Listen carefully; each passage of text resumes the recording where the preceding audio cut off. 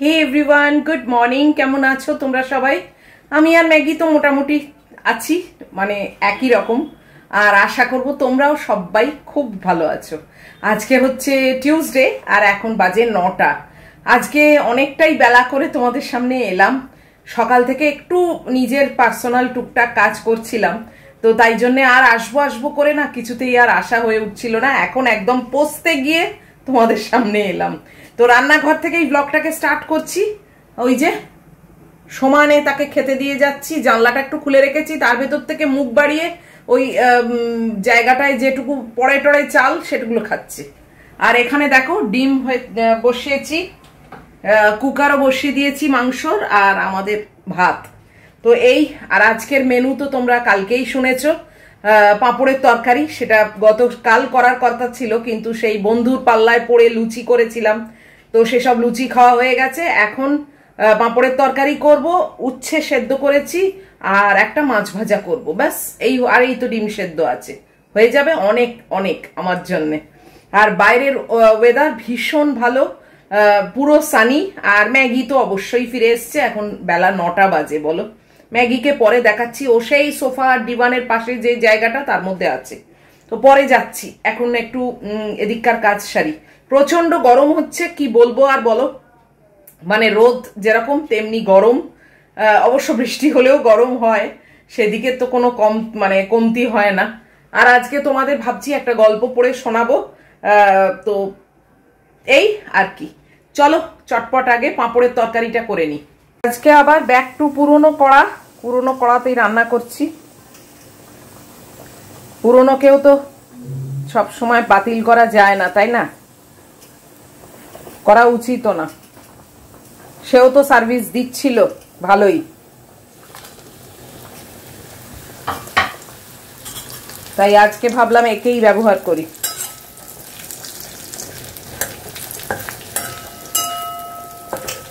নতুনকে পেয়ে পুরনোকে ভুলে যাওয়া ঠিক না, তাই না? হলেই বা এটা করা একটা নন লিভিং থিং, তাও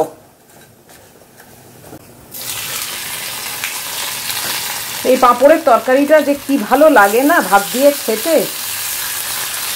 আমার দেখে তোমরা অনেকেই করে আমাকে জানিয়েছিলে যে খুব ভালো খেতে হয়। যারা এখনো করোনি তাদের কিন্তু বলবো একবার অন্তত করো। কিছুই ইনগ্রিডিয়েন্টস লাগে না, একটু আলু আর পাঁপড় হলেই হয়ে যায়। আর এটা পুরোপুরি নিরামিষ রান্না। একটু কালো জিরে ফোড়ন দিয়ে আলুটাকে একটু নাড়ানাড়ি করে নিই। অনেকবার দেখিয়েছি রেসিপি। একটু হলুদ, একটু নুন আর একটু হিং, এই দিয়েছি। আর কিচ্ছু মশলাপাতি দরকার পড়ে না, অসাধারণ খেতে লাগে।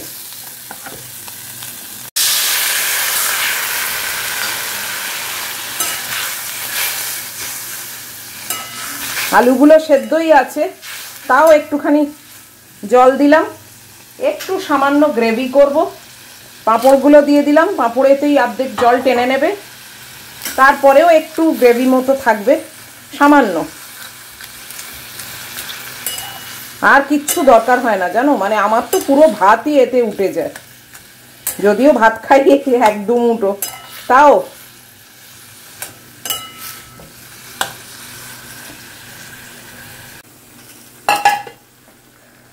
তোমরা চাইলে একটু সর্ষে বাটাও দিতে পারো। আমার মা মাঝে মাঝে সর্ষে বাটাও দিত, সেটাও খেতে ভালো লাগতো। আমি আর ওসবের দিকে যাই না, প্রয়োজন পড়ে না আমার। এই দেখছো কিরকম কাদা কাদা হয়ে যাচ্ছে কনসিস্টেন্সিটা, ব্যাস আমার রান্না কিন্তু হয়ে গেল। এর বেশি আর আমি টানাবো না। এই যে একটু দেখো, এই ঝোলঝোল রইল অল্প একটু, দারুণ খেতে লাগে। একটু ওপরে সর্ষের তেল দিয়ে দেবো ছড়িয়ে, খুব সামান্য।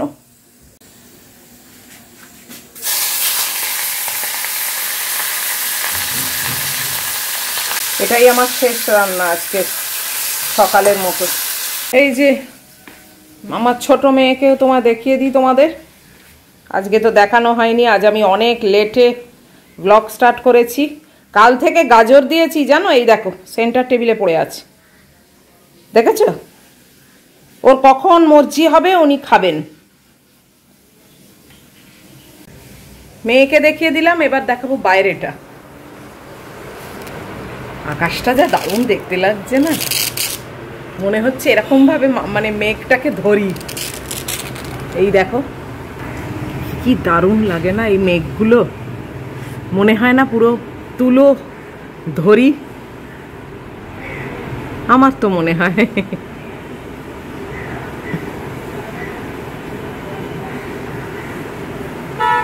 আর রোদটা একবার দেখো, পুরো রোদ, দেখেছো কি রোদ।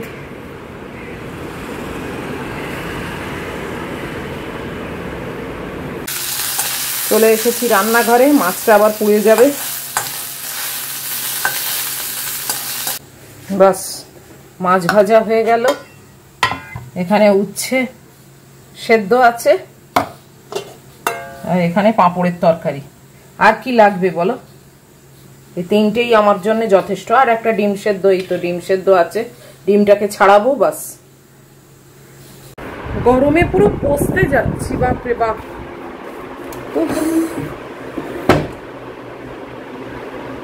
আমাদের এখানে আবার একটা শ্রাদ্ধ বাড়ি আছে, মানে ওই কমিউনিটি হলে হবে, কেননা তার সব সাদা কাপড় টাপড় সব নিয়ে গেল। এইসব জিনিসগুলো না আমি দেখতে চাই না, যদিও খুবই প্র্যাকটিক্যাল জিনিস, কিন্তু তাও। যাকগে, আমি বসলাম ব্রেকফাস্ট খেতে। এই যে আমার মেয়ে ঘুমোচ্ছে, পাখাটা চালানোই ছিল। এই দেখো, আগে পাখা চালালেই সেই পালিয়ে যেত, এখন আর দেখি উপস্থিত করে না সেরকম। বুঝেছে যে এত গরম তো একটু পাখার হাওয়া পেলে মন্দ হয় না। যাই হোক, আমি ঠিক করে বসি আগে। তাঁড়ো খাওয়া শুরু করে দিয়েছি। গুড্ডি আসলে মেসেজ দিচ্ছে, ওকে উত্তর দিতে দিতে আমি কখন খাওয়াই আরম্ভ করে দিয়েছি।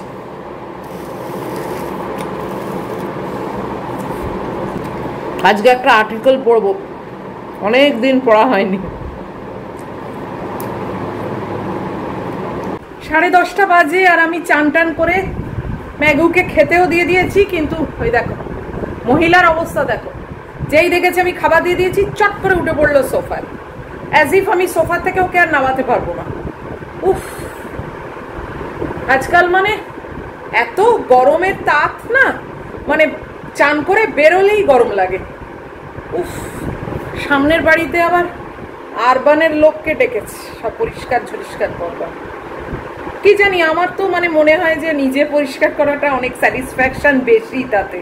মানে আমি আমার মতো জিনিসপত্র কোনটা রাখবো, কোনটা ফেলবো, কোনটা সরাবো, এটা ঠিক আমার পোষায় না। জানি ওরা খুবই ভালো করে করে, শুনেওছি অনেকের কাছ থেকে যে ওরা মানে একটা কোথাও মানে দাগের দও থাকে না, এত ভালো করে পরিষ্কার করে, কিন্তু তাও কি জানি আমার ঠিক পোষায় না। বেশি ভালো জিনিসটা আসলে বোধহয় নিতে পারলাম না আর কি। যাকগে, চলো এখন মহিলাকে ধরি, তারপর তোমাদের একটা আর্টিকেল পড়ে শোনাবো। একে দেখো, এর খাবার কোনো মতলব নেই, এদিক ওদিক দেখছে, দেখেছো? এই যে অনেক বিফোর টাইমে বসেছি। চলো চলো না, চলো চলো চলো চলো, বসে গেছি। তোমাদের একটা আর্টিকেল পড়ে শোনাবো, খুবই ভালো আর্টিকেলটা, মানে একদম বাস্তব কথা লেখা রয়েছে। আর বাই দ্য ওয়ে, ম্যাগি শুধু ডিমটা খেলো, কোনো ভাত খেলো না, জানো তো? এই তাড়াতাড়ি বসলেই এই ঝামেলা হয়। যাই হোক, তোমাদের এটা পড়ে শুনিয়ে তারপর আবার ওকে আমি ধরবো। তো পড়ছি, খুবই ভালো লেখাটা, মানে ফিল করার মতো। ছোটখাটো একটা চাকরি করি, গত মাসে বড় মেয়েকে বিয়ে দিয়েছি, ধার দেনা করে প্রায় 6 লক্ষ টাকা খরচ করে।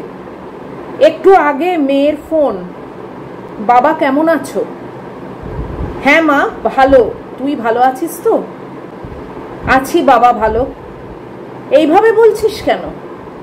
তোর শ্বশুররা খুশি হয়েছে তো? ওরা কিছু বলেনি, শাশুড়ি বলেছে বিয়েতে যে আসবাবপত্রগুলো দিয়েছো এইগুলো নাকি খুব নিম্নমানের, তখন আমার চোখের জল টলটল করছিল। আচ্ছা মা, তোর শাশুড়িকে বলিস পরে না হয় তাদের পছন্দ মতো কিনে দেব। বাবা শোনো, তুমি আমাদের বাড়িতে পুজোর কাপড় দেবে না? হ্যাঁ মা, দেবো। কেন? তুমি কাপড় দিও না, ননদ বলেছে কাপড় দিলে সবার পছন্দ হবে না। কাপড় না দিয়ে টাকা দিয়ে দিতে, 30,000 টাকা দিলে সবার নাকি হয়ে যাবে। আচ্ছা মা, তুই চিন্তা করিস না, জানবি তোর বাবা এখনো বেঁচে আছে।